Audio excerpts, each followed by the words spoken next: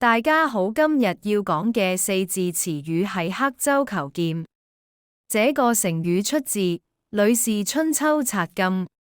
故事講述一名楚國人搭船渡江時，不慎將寶劍掉入水中。他沒有立刻下水打撈，而是在劍掉落的船舷刻下一個記號，說：這是我劍掉下去的地方。等到船隻靠岸停駛後，他才從當初刻記號的船舷下水找劍。然而，船隻早已行駛很遠，而落入水中的劍並不會跟着船移動。這名楚國人最終當然找不到他的劍。